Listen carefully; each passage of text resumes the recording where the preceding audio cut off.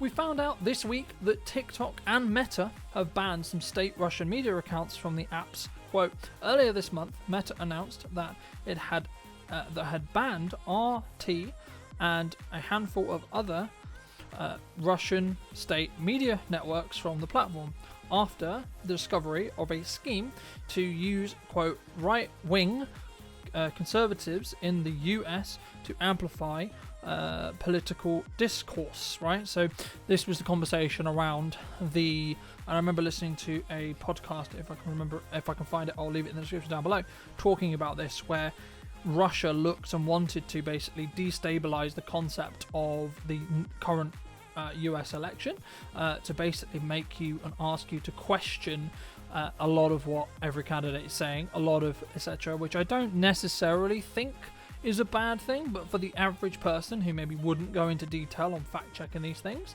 I think it's important for us to be aware of it, and that's why I think Meta has gone and banned these accounts, in the same way we'll go on to later as well, that TikTok has followed suit. But it did sound like Meta was actually moving away from political content as a whole because they've had issues with it in the past.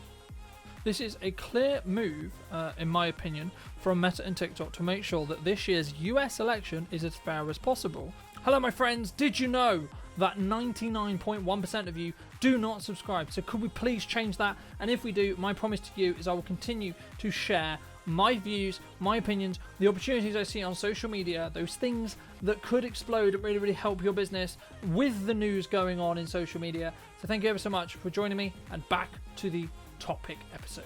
Again, we had a very similar statement that I'll put on screen talking about TikTok's reasoning from behind banning the same accounts, and it seems to follow a very similar line to Meta specifically. TikTok says those accounts have already been restricted in the EU and the UK, as it's uneligible on the For You page, as it's under state affiliation media policy.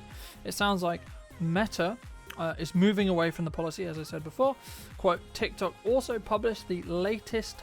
They removed 5 networks and 7,792 accounts in August alone, and it has been linked to multiple other manipulation activities as well.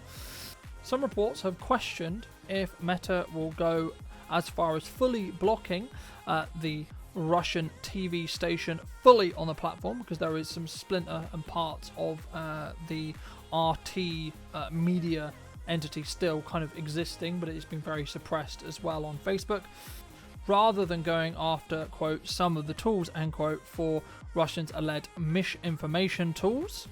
But that is going to wrap up this story. So do you think that Meta or TikTok have made the right decision by going after these accounts and a minimum suppressing them, and definitely banning some of those influencers who were potentially or had already been used by Russia's alleged misinformation campaign to twiddle, to potentially mess around with the US election? Do you think that they've made the right call by doing this, or do you think that actually it's down to the voter to educate themselves better? Do let me know in the comment section down below.